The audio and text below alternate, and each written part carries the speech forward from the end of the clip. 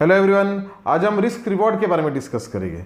Risk reward ratio एक ऐसा ratio है जो ट्रेडर्स डेली इस्तेमाल करते हैं, लेकिन फिर भी उसको सही तरीके से इस्तेमाल नहीं कर पाते और उसका इम्पैक्ट उनके प्रॉफिट लॉस स्टेटमेंट पर काफ़ी बड़ा होता है। आप अगर देखोगे तो कुछ कुछ ऐसे ट्रेडर्स हैं जो 10 दिन पैसा कमाते हैं और एक ही दिन में जितने भी प्रॉफिट्स होते हैं वो पूरे गवा दिए होते हैं, और कुछ कुछ ऐसे ट्रेडर्स होते हैं जो धीरे धीरे करके पैसे कमाते हैं और फिर वो कंसिस्टेंसी भी रहती है। अलग अलग किस्म के ट्रेडर्स है और अलग अलग उनके प्रॉफिट लॉस है, लेकिन हमेशा अगर देखा जाए तो जो ट्रेडर्स होते हैं वो हमेशा रिस्क रिवॉर्ड रेशो किसी और का सुन के कर रखते हैं। मतलब अगर आप मेरा वीडियो देखोगे तो आप मेरी तरीके से रिस्क रिवॉर्ड रेशो रखने की कोशिश करोगे, किसी और का अगर देखोगे तो उसके हिसाब से रिस्क रिवॉर्ड रेशो रखोगे, लेकिन एक्चुअली उसका कुछ भी मतलब नहीं होता है। हर एक ट्रेडर अलग है, हर एक ट्रेडर की ट्रेडिंग करने का तरीका अलग है और उसके हिसाब से उसको रिस्क रिवॉर्ड रेशो भी अलग रहना चाहिए। अगर मेरा रिस्क रिवॉर्ड रेशो आप रखोगे या फिर आपका रिस्क रिवॉर्ड रेशो मैं रखूंगा तो ना मैं प्रॉफिटेबल बन पाऊंगा ना आप प्रॉफिटेबल बन पाएंगे। तो इसके वजह से सबसे पहले आपको आपके ट्रेडिंग का तरीका जानना होगा, और मैं इस वीडियो में वही बताने वाला हूँ कि आपका ट्रेडिंग का तरीका कौन सा है और उसके हिसाब से रिस्क रिवॉर्ड रेशो आपने कैसे रखना चाहिए। तो उन सारे फैक्टर्स पे इस वीडियो में हम डिस्कस करने वाले हैं। नए ट्रेडर्स को अगर देखा जाए तो नए ट्रेडर्स हमेशा ज़्यादा रिस्क रिवॉर्ड रेशो रखते हैं, मतलब 1:3, 1:4, 1:5, 1:6। तो क्या ये गलत है? तो मुझे नहीं लगता कि ये गलत है, लेकिन नए जो ट्रेडर्स होते हैं वो अगर ये इसको रखते हैं तो मुझे ऐसे लगता है कि वो गलत चीज़ है, क्योंकि जितने नंबर ऑफ ट्रेड्स ज़्यादा रखोगे आप, तो उसमें से अगर मान लीजिए आपके अगर 10 नंबर ऑफ ट्रेड्स है और उसमें अगर रिस्क रिवॉर्ड रेशो आपका 1:5 है, 1:6 है, तो प्रोबेबिलिटी आपकी विनिंग की कम हो जाएगी। मतलब कितना कि अगर कम रिस्क रिवॉर्ड रेशो में 1:1 में अगर आपके 5 ट्रेड पॉजिटिव आ रहे हैं 10 ट्रेड में से, तो 1:6 में आपके 2 आएंगे, 1:8 में आपका शायद 1 आएगा या फिर 1 भी नहीं आएगा। तो उसमें बात कैसी होती है कि आप जितना रिस्क रिवॉर्ड रेशो ज़्यादा रखोगे तो उतने नंबर ऑफ ट्रेड्स पॉजिटिव जो होंगे, जो विनिंग प्रोबेबिलिटी होगी वो कम हो जाएगी। ये 1:1 और 1:3 होता क्या है? 1:1, 1:3 ये होता है कि अगर 1:3 आपका ट्रेड है, रिस्क रिवॉर्ड रेशो है, तो 100 रुपीज़ की आपने रिस्क लिए, मतलब आपके अगर गए लॉस अगर हुआ तो 100 रुपीज़ का होगा, और अगर आपको प्रॉफिट हुआ तो 300 रुपीज़ का होगा। तो फिर उसके लिए मूवमेंट भी उतनी चाहिए, मतलब 2 टाइम्स या फिर 3 टाइम्स उसमें प्रीमियम में भी मूवमेंट चाहिए। लेकिन उसमें भी बात क्या होती है कि जो नए ट्रेडर्स होते हैं तो वो आउट ऑफ द मनी काम करते हैं, तो आउट ऑफ द मनी काम करने के बाद और एक ज़्यादा रिस्क बढ़ जाते हैं, क्योंकि मूवमेंट जो लगती है, मूवमेंट एट द मनी में अगर डबल की मूवमेंट लगती है, मतलब अगर इंडेक्स में अगर 100 पॉइंट की मूवमेंट हो रही है तो एट द मनी में अगर मान लीजिए 50 की हो रही है या फिर 80 की हो रही है, तो अगर बहुत आउट ऑफ द मनी अगर आपका कॉल लिया हुआ है तो उसमें 1000 की लगेगी, मतलब इंटू 10 टाइम्स लगेगी। और उसमें भी अगर आप 10 टाइम्स का अगर प्रॉफिट रेशो रख ले तो वो काफ़ी डिफिकल्ट है अचीव होना। एक्चुअली नए ट्रेडर्स के दिमाग में क्या होता है कि ये प्रीमियम सस्ता मिल रहा है, लेकिन वो प्रीमियम सस्ता क्यों है तो उसके पीछे भी रीज़न है, तो वो हिलने भी जल्दी नहीं वाला है। मतलब मान लीजिए अगर एक दिन भी आपके हिसाब से अगर आपने कॉल बाई किया है जो काफ़ी आउट ऑफ द मनी है और एक दिन भी अगर उसमें मूवमेंट नहीं हुई तो ऑलमोस्ट वो पूरी तरह से डीके हो जाता है, काफ़ी बड़े बड़े उसमें डीके हमें दिखाई देते हैं और उसमें प्रोबेबिलिटी काफ़ी कम हो जाती है। अगर 1000 पॉइंट आपने बैंक निफ्टी का आउट ऑफ द मनी लिया है तो 1000 पॉइंट्स के मूवमेंट होने के आगे जो मूवमेंट होगी तब आप प्रॉफिटेबल होने वाले हो। तो ये मान के चलिए कि आपको काफ़ी बड़ी मूवमेंट लगेगी। लेकिन अगर आप एट द मनी काम कर रहे हो तो एट द मनी में अगर आपने 100 पॉइंट्स का प्रॉफिट बुकिंग रखी है तो 200 पॉइंट्स 300 पॉइंट्स अगर होती है मूवमेंट तो आपका टारगेट अचीव हो जाता है। तो यही सारी चीज़ें होती है। उसमें कुछ कुछ जो रिस्क रिवॉर्ड रेशो रखे जाते हैं, तो कभी कभी मैंने ऐसा भी देखा है कि कुछ कुछ लोग नेगेटिव रिस्क रिवॉर्ड रेशो रखते हैं।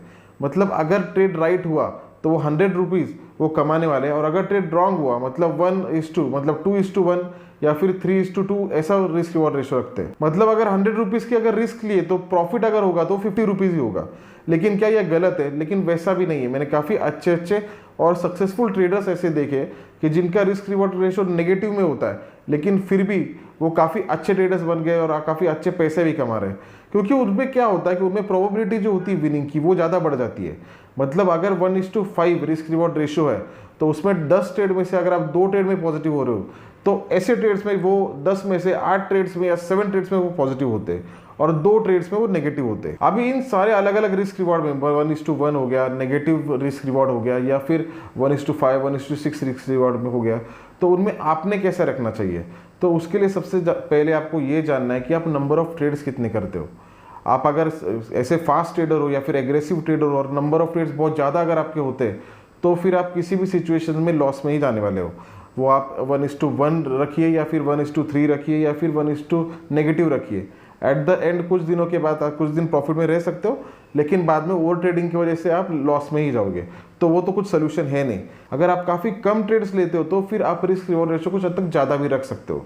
मतलब आप अगर मान लीजिए एक ही ट्रेड दिन में लेते हो, जब आप कंफर्म होते हो तो तब आप उसमें 1:3, 1:5 तक भी आप उसमें रख सकते हो, क्योंकि उसमें प्रोबेबिलिटी हाई हो जाएगी। अगर आपका ट्रेड किसी दिन अच्छा अगर होता है तो वो पिछले दिनों का लॉस आपका रिकवर कर देगा। हाँ, लेकिन आप अगर 1:5 रिस्क रिवॉर्ड रेशो रख रहे हो और दिन में 4 ट्रेड ले रहे हो और 10 ट्रेड ले रहे हो, तो फिर वो जो 10 दिन में लॉस होने वाला है वो आपको एक दिन में ही पूरा कैपिटल निकल जाएगा आप। क्योंकि किसी दिन क्या होता है, किसी दिन वो आपका दिन नहीं होता है और उसी दिन आप हमेशा उल्टा दिमाग चलता है। मतलब आप जब आपको जो ट्रेड आपने लेना चाहिए वो आप लेते नहीं हो और दूसरा ट्रेड लेते हो, क्योंकि आपको लगता है अरे एक ट्रेड तो पॉजिटिव रखना है, एक ही ट्रेड तो करना है, एक ही ट्रेड में पूरा रिकवर हो जाएगा, और फिर उस दिन में पूरा आपका खत्म हो जाता है। तो इसी की वजह से अगर आपका एक ही ट्रेड लेते हो तो आप उसमें रिस्क रिवॉर्ड रेशो ज़्यादा भी रख सकते हो, लेकिन आप जैसे नंबर ऑफ ट्रेड ज़्यादा अगर बढ़ाओगे तो रिस्क रिवॉर्ड रेशो भी कम रखना चाहिए, क्योंकि जितना रिस्क रिवॉर्ड रेशो कम रखोगे उतना प्रोबेबिलिटी ज़्यादा रहेगी। 3 ट्रेड अगर आप लोगे तो उसमें शायद 1 प्रॉफिट में आए, 2 प्रॉफिट में आए, तो एट द एंड आप प्रॉफिट में आ सकते हो। लेकिन हाँ, उसमें अगर आप एक ही रखोगे तो फिर वो दिक्कत लायक बात है। तो आपको सबसे पहले ये जानना है कि आपकी नंबर ऑफ ट्रेडिंग कितनी है, तो जितना वॉल्यूम आप करते हो तो उसके हिसाब से आप अपने रिस्क रिवॉर्ड रेशो रखना चाहिए। अभी और एक जो चीज़ होती है, काफ़ी लोग उनके कैपिटल के हिसाब से रिस्क रिवॉर्ड रेशो रखते हैं। कैपिटल के हिसाब से मतलब क्या, यूजुअली क्या होता है, जिनका कैपिटल कम होता है, कम अमाउंट होती है, तो वो हमेशा क्या सोचते हैं कि अरे यार इतने में इतना ही प्रॉफिट होगा, तो उससे अच्छा मैं 1:8 का रिस्क रिवॉर्ड रखता हूँ, और हमेशा पे इन करते फिर वो पे आउट हो जाता है, पे इन करते फिर वो अकाउंट पूरा खत्म हो जाता है, और ऐसे कंटिन्यूस चलते रहता है। तो उसको ऐसे मत देखिए कि हमारा जो है हमारा अकाउंट छोटा है तो हम रिस्क रिवॉर्ड रेशो 1:10 रखेंगे, उसमें कुछ मतलब नहीं है। काफ़ी ऐसे लोग हैं जिन्होंने काफ़ी कम कैपिटल के साथ में ट्रेडिंग शुरू किया था, और धीरे धीरे करके एक सिस्टमेटिक ट्रेडिंग करते करते उसका अकाउंट अभी काफ़ी अच्छा और काफ़ी बड़ा हो चुका है, और अब ऐसे काफ़ी लोग हैं। तो आपके अकाउंट की साइज को देख के ये मत कीजिए कि आपके दोस्त का अगर अकाउंट 10 लाख का है और आपका अगर 20,000 का है तो मैं इसमें मेरा क्या होगा या फिर उसमें मेरा क्या होगा। आप धीरे धीरे करके इसको एज अ बिजनेस देखिए, और एज अ बिजनेस जब देखोगे तब सोचिए कि इसको ग्रो करना है। जब आप ग्रो करते रहोगे तो धीरे धीरे आपका भी कैपिटल उतने अमाउंट में हो जाएगा, या फिर शायद उससे भी ज़्यादा आपका हो सकता है। और अगर ये वीडियो का कंटेंट आपको इंटरेस्टिंग लग रहा है तो इस वीडियो को लाइक कीजिए और चैनल को सब्सक्राइब कीजिए, और कुछ अगर टॉपिक्स रहेंगे जो आपके दिमाग में रहेंगे तो हमें कमेंट बॉक्स में बताइए, हम उन पर भी डेफिनेटली एक वीडियो बनाएंगे। और इस पर और एक बात ये है कि किसमें से आप डिसाइड कर सकते हो कि आपने कैसे काम करना चाहिए। अगर आपको भी अभी भी अगर कंफ्यूजन है कि रिस्क रिवॉर्ड रेशो कैसे रखना चाहिए, तो बेस्ट वे आप एक काम कर सकते हो कि एक लॉट से कुछ काफ़ी कम अमाउंट में आप ट्रेड ले सकते हो।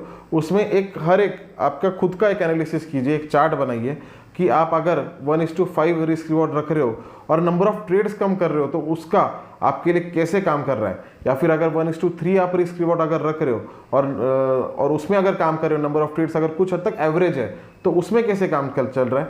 1:6 अगर रख रहे हो तो फिर हर एक चीज़ में, या फिर नेगेटिव अगर रिस्क रिवॉर्ड रख रहे हो तो उसमें आपका कैसे परफॉर्मेंस हो रहा है, तो वो एक बार ट्रैक कीजिए। उसमें से भी आपको काफ़ी अच्छी अंडरस्टैंडिंग आपके खुद में समझेगी कि आपने किस तरीके से काम करना चाहिए। और अगर मार्केट में काम करना है तो थोड़ा एनालिसिस भी खुद के बारे में करना चाहिए। आप हमेशा अगर किसी का सुन के ही करोगे तो वो आपको काफ़ी टाइम हेल्प नहीं करने वाला है।